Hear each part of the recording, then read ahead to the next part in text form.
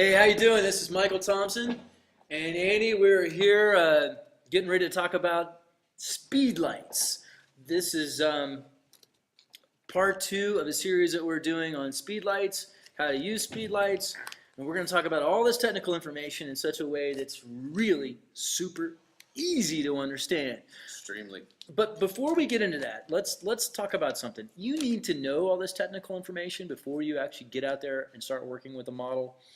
You need to know this stuff cold, because the last thing you want to be doing is being on a location. You got your model there, you're trying to put together this nice compelling photo, and you're freaking out. You don't know what shutter speed is, you don't understand aperture, you don't know anything about flash to subject distance. So we're going to talk about all this so that it makes sense, so that when you're out there shooting, you can shoot with confidence and you can focus on what statement you're trying to make with the picture, and you can focus on that relationship that you're building with your model. So let's talk about this technical information. And when we're done with all this, guess what? We're going to go out and do a live shoot.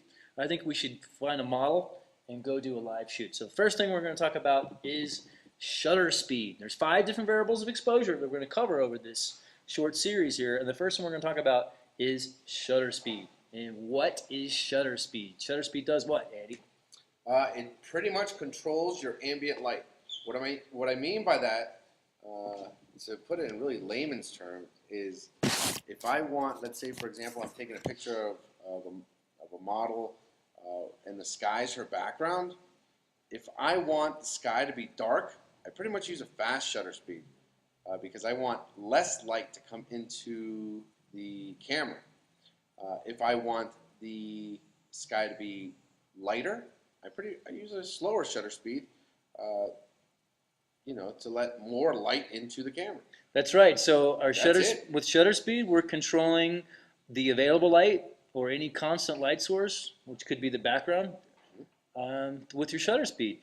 Basically, first thing I'm kind of thinking of when I've got my flash on the stand, I'm thinking of 2 things. I'm thinking I'm going to expose for 2 different pictures in one. One's going to be the background. What do I want the background to look like? Do I want it to go dark? Do I want it to go bright? And then the second thing is I'm exposing my subject. Yep, and that's pretty much about it. And exposing the subject, you're not doing that with your shutter speed. At all. That's going to be the second variable exposure we're going to talk about here in a minute is aperture.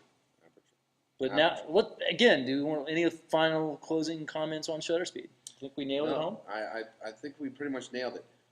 The good thing about Speedlights, I think what we should really talk about that, not to take too much of your time or my time, the really good thing about Speedlights versus studio lights is that the flash burst is a lot faster. So your shutter speeds can be a little bit slower than studio lights. With a good pulse, you could take pictures down to 1/15 of a second and have no model movement, unless your that's true. model is cold and shaky. But they do have a faster flash burst. Yes. Did I ramble on for something that I shouldn't have talked about? No, it's perfect. And for me, I don't even know what you just said, but it makes sense. It makes sense. Yeah. That's how easy it is. But for me, I like the fact that I can just throw these speed lights with a 1 light stand or a couple speed lights and 2 light stands, and I can go shoot basically a magazine cover, and I can carry everything on my back. I mean, that's for me. That's right. That's what we're trying to market. Not really market because we're not selling anything, but the Backpacker Studio. Just get used to those words. That's what we're trying to promote is the Backpacker Studio. Everybody get out there and shoot. What is it? Shut up and shoot? No. Lighten up. Lighten up and shoot. I knew we should have picked a 2-letter name for our website. You would have remembered that better. All right, so the first variable exposure, shutter speed. That just does what? It controls the ambient or available light source. Second thing we're going to talk about is aperture. Next video. Later, guys. Arrivederci.